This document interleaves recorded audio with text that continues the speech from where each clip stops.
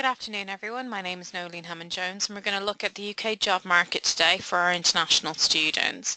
If you do have any questions throughout the session, just post them in the questions area, and I'll look at that every now and again just to see where we are with questions. So if you do get questions, just post them in the questions area. So today's session is around the UK job market. So job hunting is a strategy. It's like any other project. You need to have an idea of what you're going to do, how you're going to do it, who you're going to target. All of this is very important, and your strategy also has to incorporate what external factors may also affect your job hunting. That could be location, could be visa, could be relationships, could be family. So having a good, strong strategy and knowing how to get to that end point, if you do have a designated end point, is a good starting point, but also to have a strategy that's flexible. So changes with your changing needs, the environment, the economy, and keeping up to date with your sector can be really beneficial. Knowing what's happening in the sector of interest you want to work in can be beneficial to the point if they're hiring and you know about it, then it's probably a sector then that you can apply to. But if something changes in that sector and they're no longer hiring or they're moving operations to another country, again, this is something that you need to be aware of because it can affect your ultimate job hunting strategy. Also, as part of this strategy, you need to know what does the company look for? What do they require? Do they need a degree or master's qualification as part of the role that you're looking to apply to as a graduate? And if that's the case, then you're going to be competing with other students who also have the degree or master's level. So knowing again, and we'll touch on this a little bit later, how to articulate this experience and why your experience may be different to another student's is very important. And if they don't require a degree or master's, then don't assume that having a degree or master's is enough. It's also taking advantage of your time here at Manchester and understanding how making the most of your time here with regards to getting experience in volunteering or societies or clubs can really give you an edge over another student when applying. Don't just rely on your academic qualifications to get you to that interview. You need to have a little bit more of a diverse CV to show employers when you're applying for jobs. Make the most of this year. I know some of you thinking there's not a lot left. There is still the Easter vacation for those of you who are doing an undergraduate, and the summer if you're not graduating this year. And for those of you doing a postgraduate master's, you have the Easter vacation. So, get to grips with your sector, do your research, understand, if you want to go into engineering or computer science or programming or banking and finance, then understand your sector, do your research, attend events on campus. We have numerous events every week with various different employers from different sectors who are doing chats, presentations. Some of them do mock assessment centres, so they give you an idea of what it's like to actually go through an assessment centre. There's also opportunities where employers will advertise events that are taking place in their offices that you can go and attend, open evenings, and meet them in their own environment so that you can see what the office is like and get an idea of what the culture in the company will be like. So it's important to get to grips with your sector. The more knowledge you have, the more power you have. Don't rely on information secondhand from a friend of a friend. Always do your research. Use the Career Service website to find out about the sector, but also use other areas as well, so glassdoor.co.uk, using Careers Link as well to get some company information. Google the company, research them on their website, what social media do they use. So get to grips, know your sector well, and seek opportunities for further experience. So I'm not just talking about internships, and I know for those of you doing a master's level, you know, internships, especially in the summer, is not really an option for international students because it's part of your term time and you can only work 20 hours a week during term time. For undergraduates, it's fine, but they are very competitive. There are other ways of getting experience in the UK, and that could be around volunteering. So we have a volunteering office here at the University of Manchester who have numerous volunteering roles that you can apply to through their system. You also have the opportunity, if you like sports, you don't have to be sporty, but if you like sports and you like taking part in sports in a non active way in terms of getting out there on the pitch, then the sports department are always looking for people to help them with their events. You know, if your strength is in marketing, then they might ask you for your help in marketing a particular event. Also, there are opportunities in getting part-time jobs. There are lots of small businesses in Manchester. You can work, as I said, 20 hours a week. There are opportunities at the university even. I recently sent out information around the international office needing welcome ambassadors, so working around orientation week if you're around in September to help them welcome the next cohort of students arriving from overseas.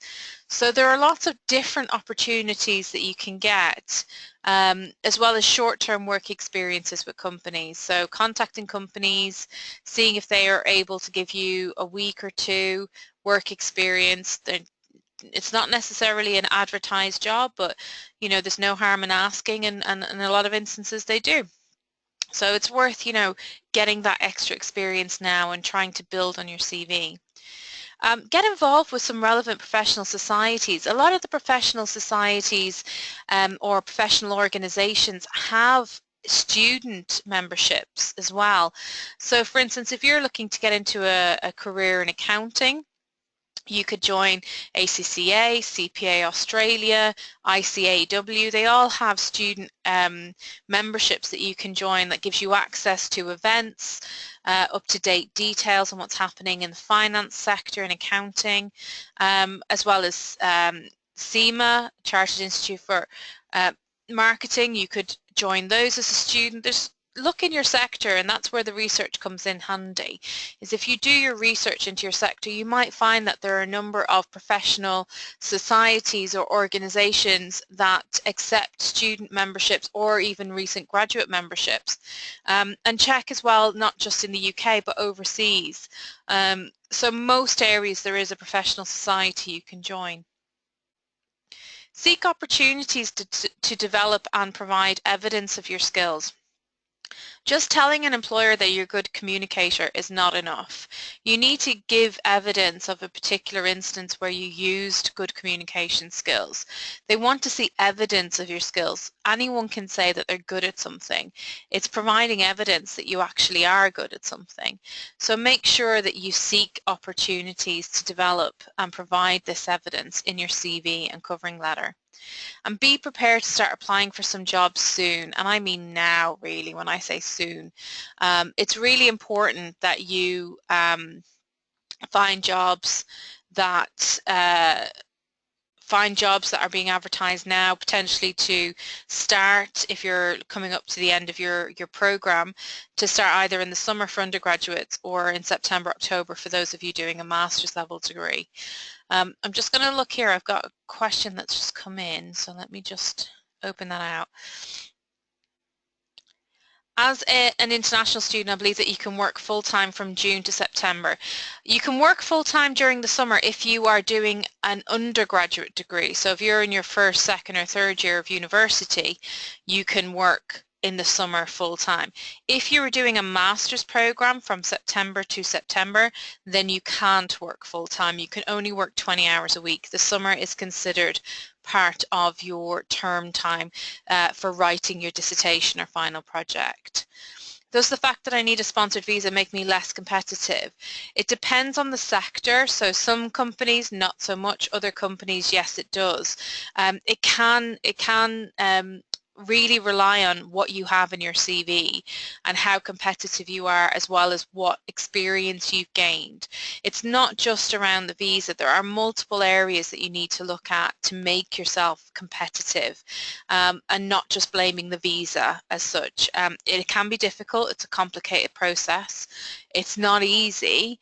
But if you're out there getting some great internships and some great experience in different organizations and can evidence that on your CV, you make yourself more competitive. So say you do meet an employer and you do want to know what to do when you meet an employer, I would say dress for the job you want.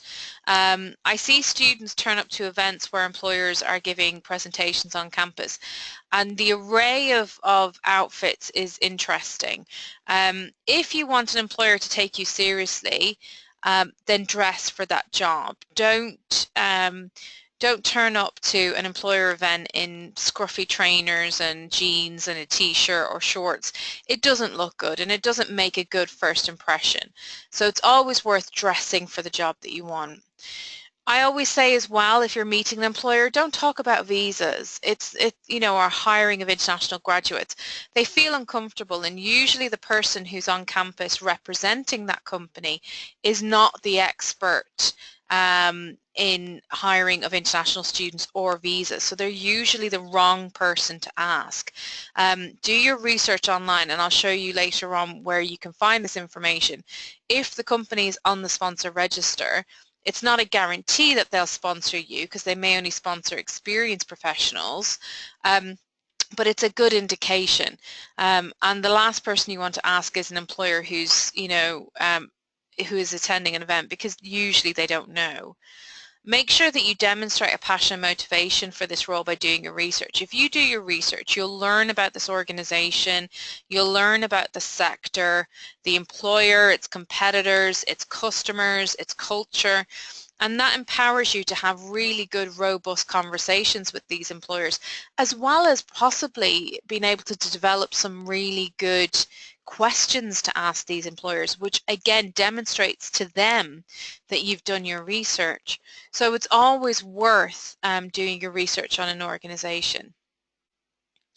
Can everybody hear me? Because I'm getting someone through that says that they can barely hear me. Can you hear what I'm saying? If you can you just put yes in the questions area? Make sure that I'm coming through clearly. Okay. Ephraim, I'm thinking it might be your internet connection or your PC, because I'm getting about 50 yeses here. So nobody else seems to be having problems with the sound. So if you're getting the odd interruption, it may be your Wi-Fi dropping in and out. If you're not hearing me and you can't turn up your PC any further, it may just be your internet connection. So just try that again. But for those of you who may be having problems, this is being recorded, and I will make it available on our University of Manchester Careers YouTube channel. So it will be available in a couple of days on our YouTube channel. So don't worry if you missed the odd thing. Your research also can help you to be commercially aware, and that's knowing who the company are, what they do, what are their values, what are their objectives. All of this is very important information. And don't use negative language or offer up weaknesses to employers. I find students have a habit sometimes of talking to an employer, randomly bringing up the fact that they're not good at something when they haven't even been asked. And to be fair, if I'm an employer and I'm looking for a reason to reduce the number of applicants from 50 to 20, you're handing me a reason not to hire you. So don't ever offer up a language or, a weakness or negative language when you're talking to an employer. Don't ever talk negatively of a previous employer or a previous experience, or if you were in a group work situation and someone was being really difficult. Always think about what did you learn from that situation, as opposed to concentrating on what went wrong. That's what employers want to know. They know that you're going to have experienced negative situations in your life, but it's how you handle that and what you take away from those situations that's important. Don't talk about your area of interest if it's not relevant. So if you're talking to an employer in engineering and you're telling them how much you love retail and fashion, it's probably not the right employer to be talking to. So, you know, talk about what's relevant.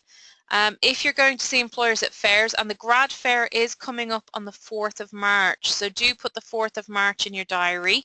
The 4th of March we have our graduate fair, and that will take place in Fallowfield. Do take your CV and cover letter to the employer at the fairs.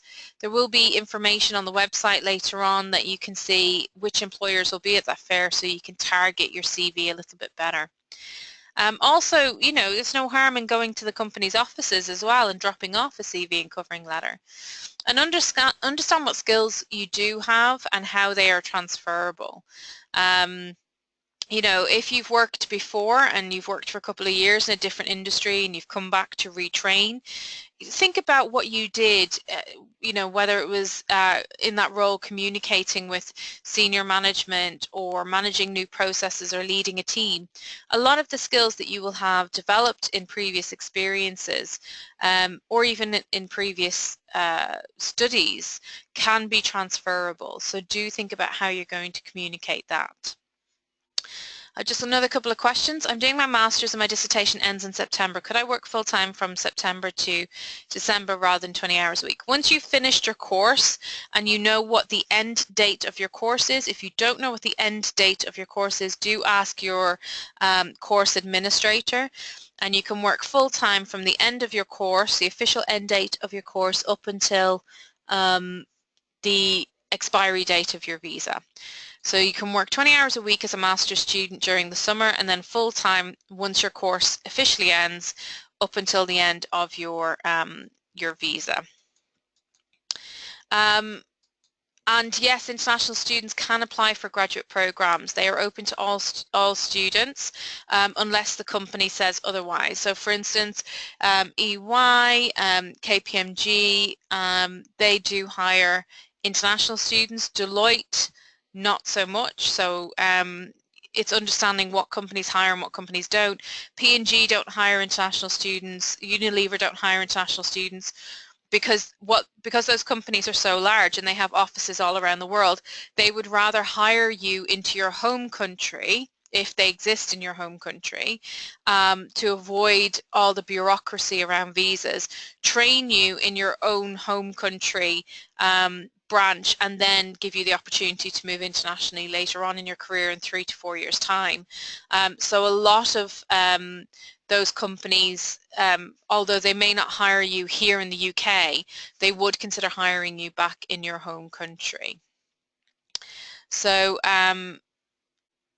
if your course consists of a placement option and the placement option is an assessed part of your course and it's included on your CV, sorry, on your visa, then yes, that's covered on your visa. But if you have any doubts about doing a placement and if that's covered, do contact the student immigration team in the Student Services building and they will give you advice on your Tier 4 visa. Okay, I'm going to stop there for questions. I'm going to carry on. So for those of you, and I'm hoping every single one of you is familiar with this web page. This is the University of Manchester Career Service website. We have a dedicated section, and I say section, it's not small, for international students. It's an area for international students with lots and lots of subsections, which will give you information on getting work in the UK after study, working during study, everything that you need to know, including links to the sponsor register, which is the register of all the employers in the UK who have a license to sponsor visas, as well as the salary scale as well, which you'll need to become familiar with.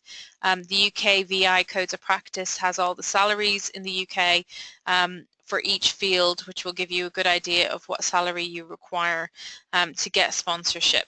So understanding, if you read through the web pages, you will get a good understanding of what your options are. In addition to that, if you want some inspiration, do have a look at where do our graduates go on our website. That includes alumni working in the UK, so that's international alumni working in the UK, as well as international alumni working elsewhere in the world. So again, that gives you some inspiration if you're not sure what your options are. We have a careers blog and it's updated weekly with new information. There's an international section there, but there's some great information on there for all students that you can look at, posts about job hunting, finding internships, everything that you need to know. In addition to that, now I know this is about job hunting in the UK, but a smart student will have a plan B and a plan C. Plan D, E, F, G, H. You need to have lots of different backup plans.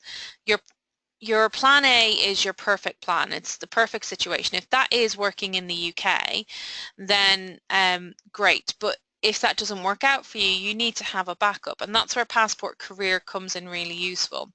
It gives you access to jobs, internships, study abroad, volunteering information around the world. So it has over 80 country profiles. You have access to it as University of Manchester students for free, and you have access to it for up to 2 years after you graduate. So it's really useful if plan A is the UK and say plan B is Singapore or Australia or USA or Canada. You can find information on this platform about job hunting in that area, what companies are in that country, top companies in that country by sector. They do lots of webinars on job hunting in these particular countries, so the do's and don'ts on culture. They give you great hints and tips on CV and resume guidelines because they differ from place to place. So do use it as well. So for those of you who may want to go to the USA, for instance, it also has a H-1B database, which is the database of all the employers in the USA who've ever sponsored a visa. Now, it's not a database, it's not the same as the UK. It doesn't mean because they've sponsored a visa in the past they will again, but if they sponsored a lot of visas, then they're more likely to sponsor a visa. This database shows you how many visas this company has sponsored. So if it's a huge company and they've sponsored one visa, then it's very, very unlikely that they're going to sponsor you. But if they sponsored 200 visas, H-1B visas, which is similar to a Tier 2 in the UK, then they're more likely to sponsor. So again, it's doing your research, making sure you understand your sector, and that also includes location. Now Careers Link, if you're not familiar with Careers Link, you can access, if I go back to our website, you can see here my account. That's where you access Careers Link. And Careers Link has lots of employer events on there, lots of vacancies on there, all different types of vacancies from part-time to full-time to graduate level to volunteering to experience, internships, everything that you need on there, as well as some additional resources. So do use Careers Link in addition to other sources such as Passport Career, Glassdoor.co.uk and LinkedIn. Okay, there are numerous areas, and Prospects is a really good one as well, prospects.ac.uk. So do use your online resources that you have access to when you're hunting for jobs in the UK. So can international students work in the UK? So hopefully this will help some of you. But yes, work visas, they can be a really, really complicated, very boring topic to talk about, and sometimes people can find it a little bit daunting. The graduate fair is the 4th of May, so if you want to go to the graduate fair, is the 4th of May. Sorry if I said the 4th of March, sorry. 4th of May 2017. So if you want to attend the grad fair, which will have hopefully over 100 different employers, which will take place in Fallowfield, that is the 4th of May 2017. Okay, and as a result, nobody needs to time travel, being that it's not in the past anymore. So I'm sorry if I said March, I meant May. The graduate fair is a good opportunity. It's mainly aimed at graduates, so not so much internships, but it's a good way for those of you who want to find out a little bit more about a company where you can directly speak to an employer. And that's one of the best things about the graduate fair, is you can find out more about the organization when you speak to, and sometimes they will bring graduates with them that work for the organization who will give you an idea of what it's like to be a graduate in that company. So do, do go along and have a look, and it's free. So, go to the fair. Let me see. Okay, I'm going to pause on questions for a second and move on to the work visas. So most students will have the immigration permission, which extends up to 4 months after you completed your studies. So you usually have, from the end of your course, you usually have about 4 months where you can work full-time on a fixed-term contract. That means you cannot work on a permanent job, so you can't go in there as a permanent accounts technician with no end date if you're working during that period and you don't have a Tier 2 visa. You need to work on a fixed term contract which has an end date that either is around or before your visa expiry date. So make sure that you don't contravene your visa. And there are different visa category. So there's the Tier 1 Entrepreneur, the Tier 2 Skilled Graduate Workers Visa, and the Tier 5 Temporary Work Visa. Now I'm not going to go into a great deal of information on this because it's an overview, and you can get all this information on our website, the Career Service website, but also on UKISA, and I'll show you the UKISA website later on. But UKISA, and that's UKCISA, UKCISA. They have all the information that you need, and it's written for students, international students, to make the very complicated government website understandable. So do have a look on UKISA if you're not familiar with it already. If you work as a student, you can work part-time on placements and internships, and we do advertise hundreds of jobs. You can also register your language ability on Careers Link in case the language ability is something that is part of the role, so you have an advantage there. There are lots of things that you can do in terms of volunteering. So just to give you an idea, the International Society on Oxford Road opposite the Students' Union have a rocket ship project which is open to international students to help out on, and that's working in the Manchester area in schools, helping students in these schools, young students, to understand new cultures and understand new places. So it's a really good project to get involved in, as well as I mentioned before, the sports department, you know, volunteering in all capacities. And there's the volunteering department as well. The volunteering office has lots of volunteering opportunities that you can get involved in. Working with your student visa, so what type of work can you do? Any type whatsoever, but you cannot be self-employed. You cannot work for yourself. You must work for an employer who pays you a salary. If you're getting paid directly into your bank account and you're not paying tax and you don't have a national insurance number, it may be classed as working for yourself. So you need a national insurance number, and you need to be getting paid either by the hour or by the day or by the job that you do. Make sure that you're not classed as self-employed, and you can work up to 20 hours per week on your Tier 4 visa, but do check your visa in case it does state something slightly different. Outside of term time, so as I said earlier, for undergraduates that is Christmas, Easter and summer, you can work full-time.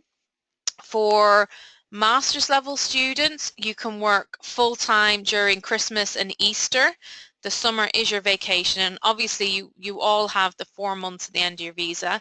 For PhD students, you are entitled to 8 weeks of approved leave from your supervisor, and you must get your supervisor's permission, but if you are a PhD student, then you will need to get permission for leave, and you could do a little bit of experience.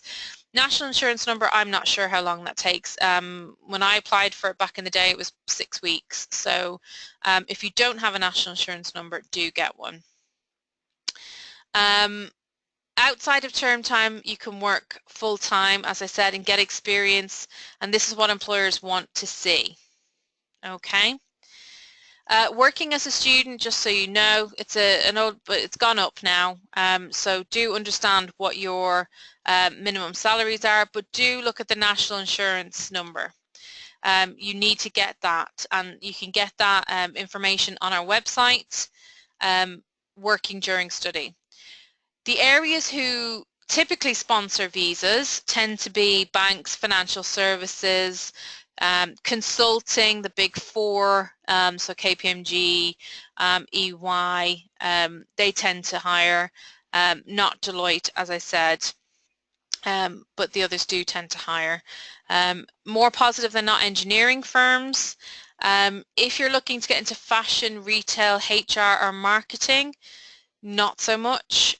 There are plenty of UK and EU students with marketing and HR qualifications, so you're competing within a sector where they don't require visas. And for fashion and retail, they tend not to pay enough to meet the minimum salary, which is 20,800.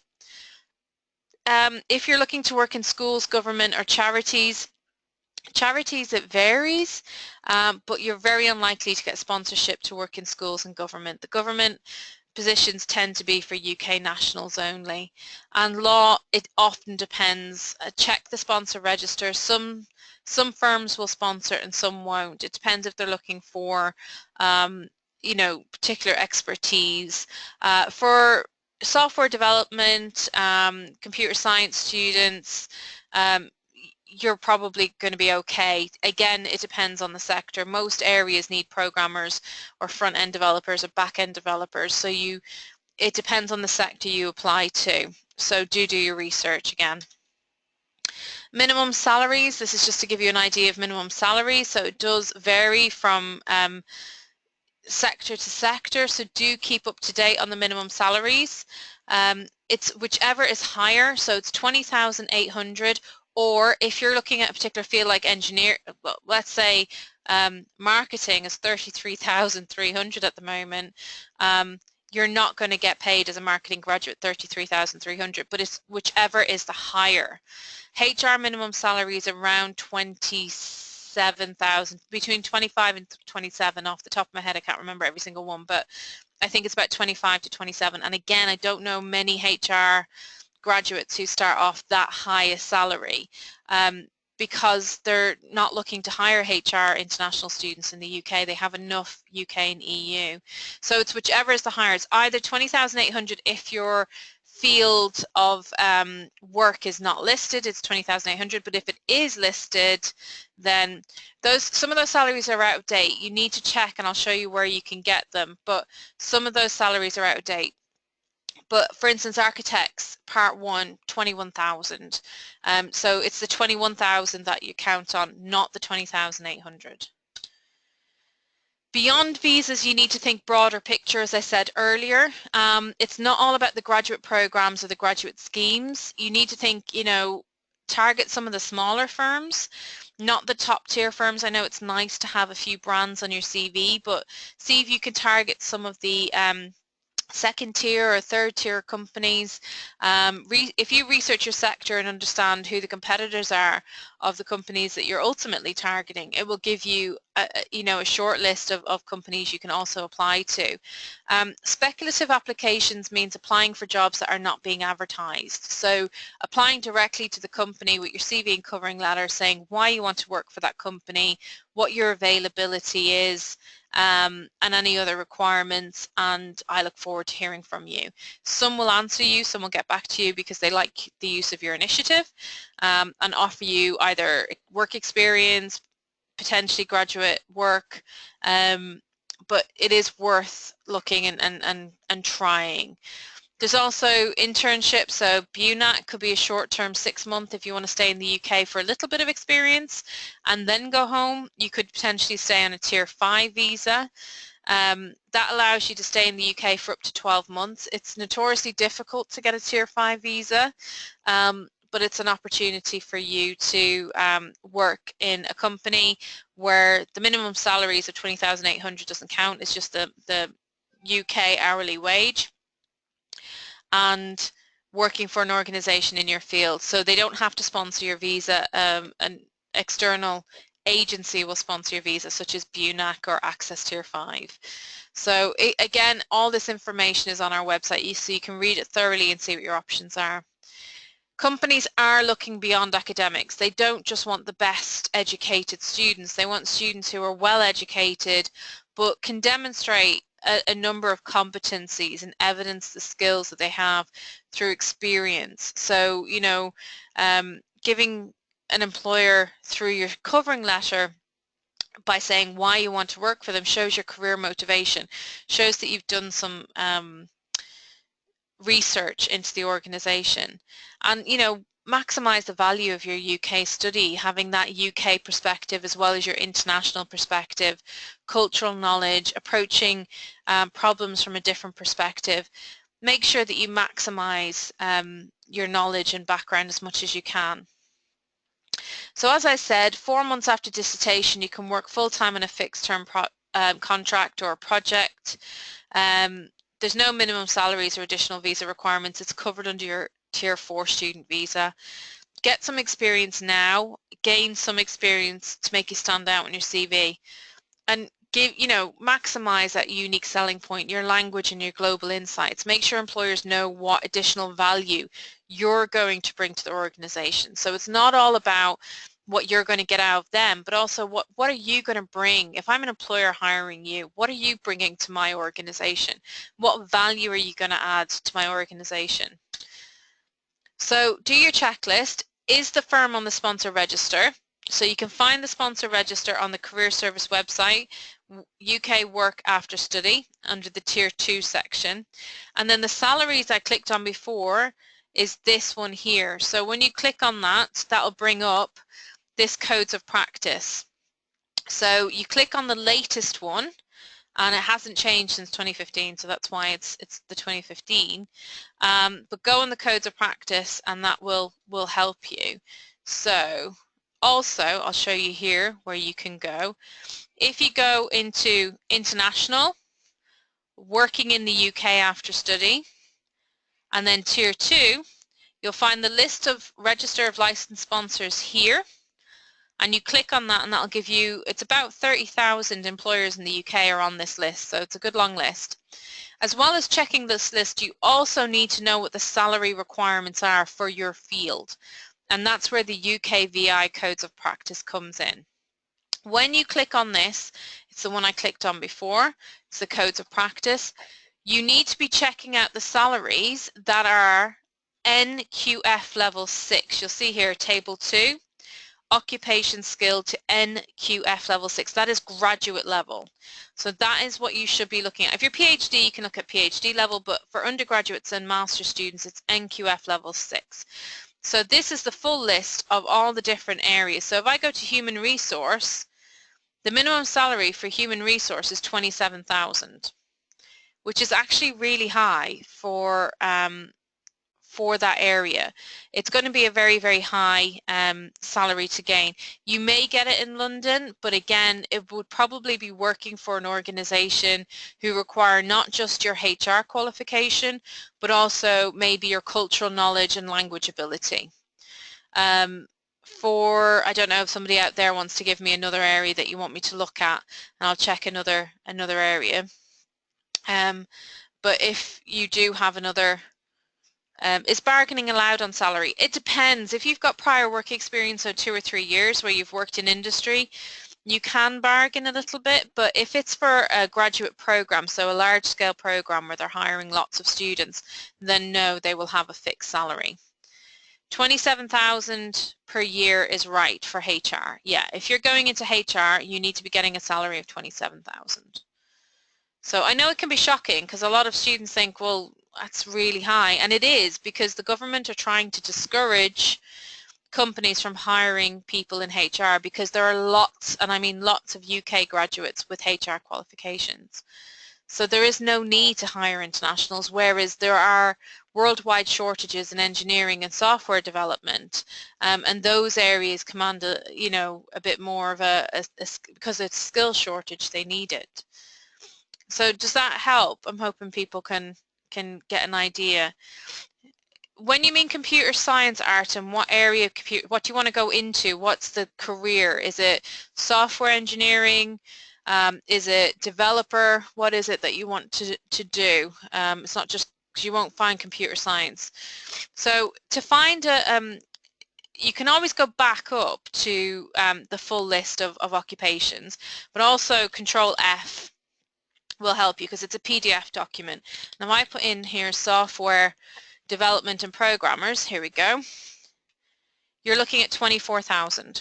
So 24,000 is the minimum salary you need to get for development. So again, if you're going into games programming, and I know this because my husband has been in that area, you might not get the 24,000 depending on where you live. So if you're in the northeast, which is a bit of a digital hub, northeast of England, then you may not get 24,000.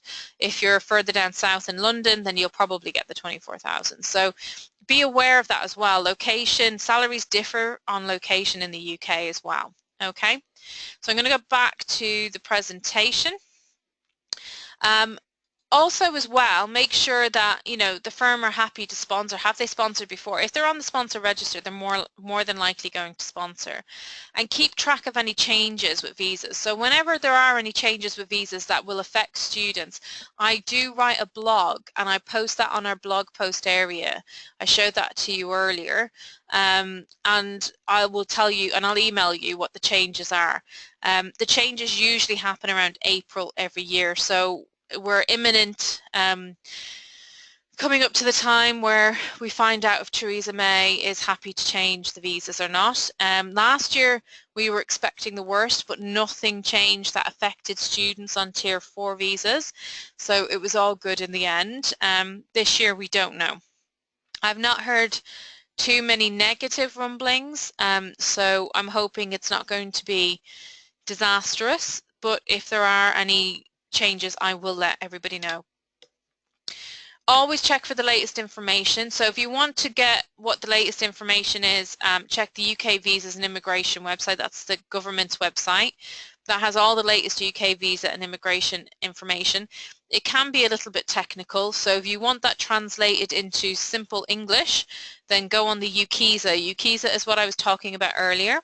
The UKISA website, it's written for international students, so it gives you lots of good information around working in the UK after studies. It's got different, it has information on Tier 5, all the different Tier 5 sponsors, Tier 2, entrepreneur visa as well, so do have a look on there.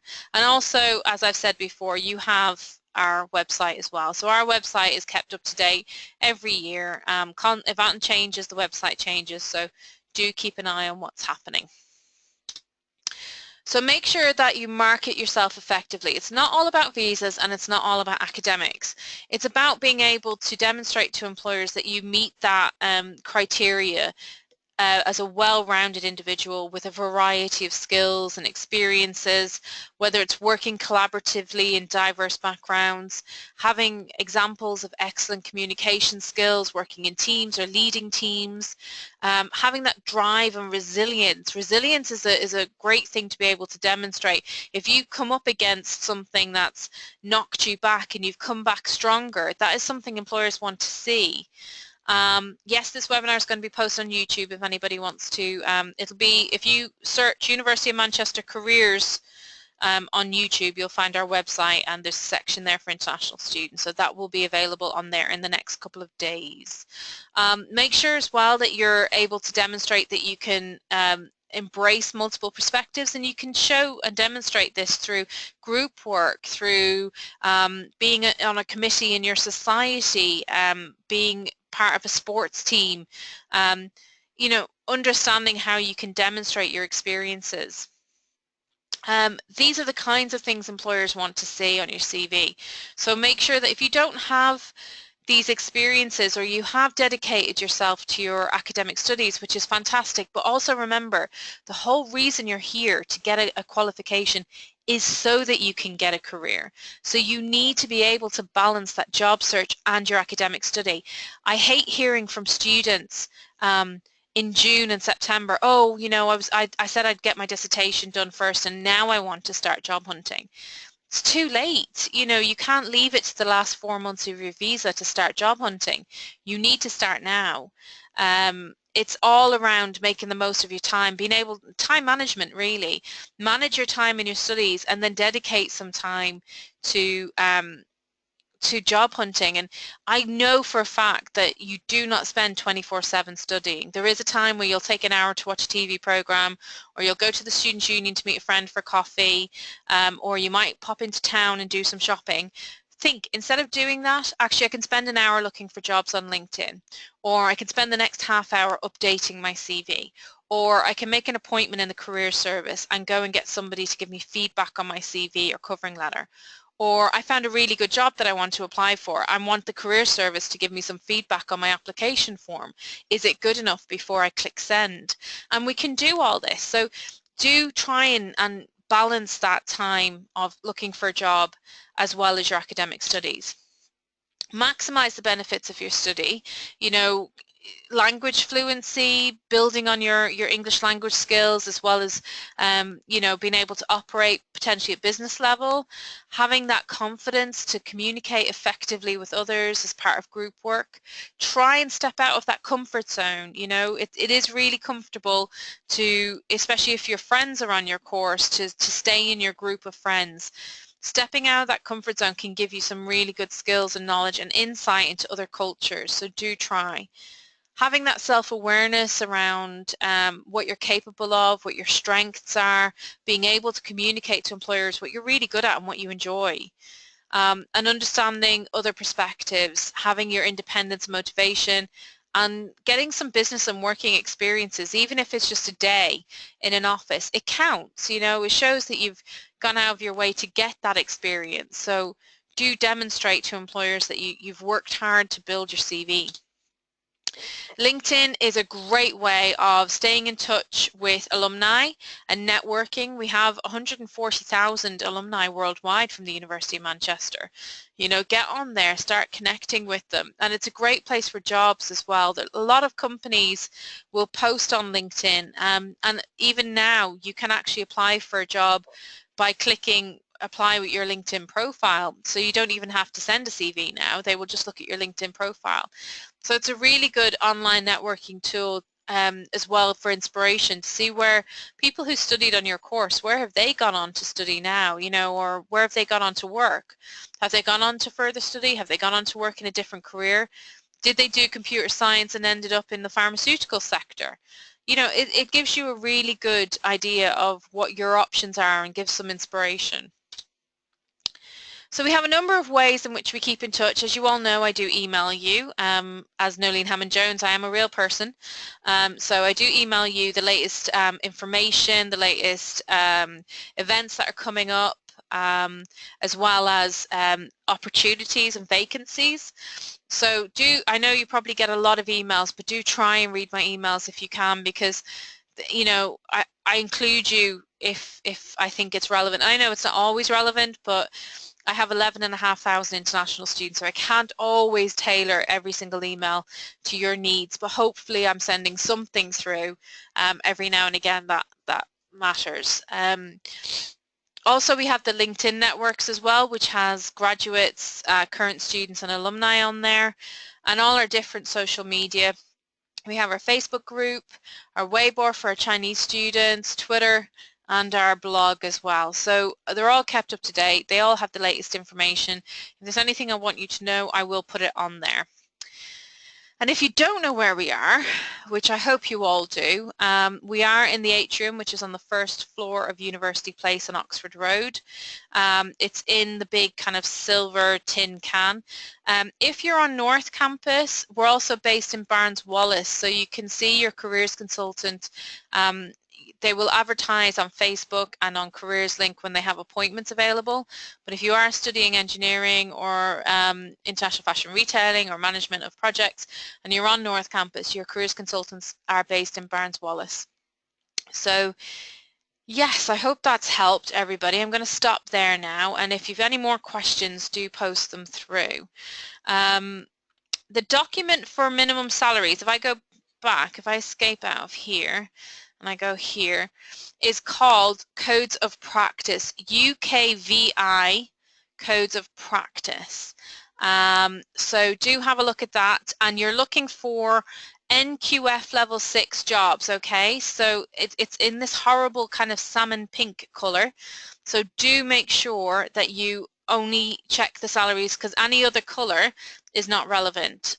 So do make sure that you check these salaries on the NQF level 6. Internships do count towards your work experience, and all internships, even if it's not relevant to the industry. So if you have an internship in banking and you're applying for a job in pharmaceutical sector, still include that internship because it still matters. Until you have 10 years of experience under your belt, everything you do is relevant. Everything you do matters. I think I'm answering all these questions now. So I hope that helps you know where the salary guide is. So you need to have a look at that. And as I said, you can find all the documents here, international, working in the UK after study, tier 2, and then you've got your list of sponsors and your UK VI codes of practice. So if you do have any more questions, just post them in the questions area, and I will get back to you if I have your answers. Is it possible to take industrial placement position after graduation? No. If you're doing a 3-year degree, then your industrial placement should be part of your degree program, which makes it a 4-year degree. And if it's not already on your visa, then no, you cannot do that.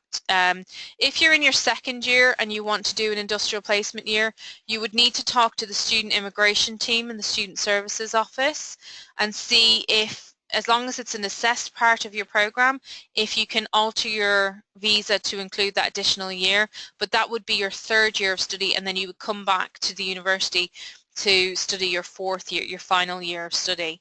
So your placement or industrial year usually takes place in your 3rd year of study, and then you come back and sit your exams and do all your classes in your 4th year. I hope that's clear, but generally not after you graduate. It's not possible. Because it is usually an assessed part of your degree. You actually get assessed on what you did during that time. So how long switching from tier 4 to tier 2 usually takes, assuming the employer is happy to sponsor? If the employer has all the documentation in place, it can take as little as 3 to 4 weeks, as long as the employer is organized and has all the documentation. It depends. It depends on the time of year. It depends how quickly you can get all your documentation in place, but generally probably about 3 to 4 weeks. So if you have any questions, just post them in the questions area. Okay. I hope I've answered everybody's questions today, and I've given you a little bit more insight and guidance into what you can do. This session is recorded, as I said, and it will be on the University of Manchester Career Service YouTube channel, so do look on YouTube and you'll be able to watch the recording in a couple of days. Hopefully we can get it on there today, but it may not be visible for the next couple of days, so do bear with us. Okay, I'm going to end it there. I've got no more questions coming through, so thanks everybody for coming along today. I hope everything goes well for you and you get the jobs that you want, and do always remember that just because an employer isn't on the sponsor register doesn't mean they won't sponsor. They may not know about sponsoring, so the more you know about visas and tier 2 visas, the better you can explain it to them what their opportunities are. So make sure that you're informed and you know what you're doing. Okay, thanks everybody, have a great day.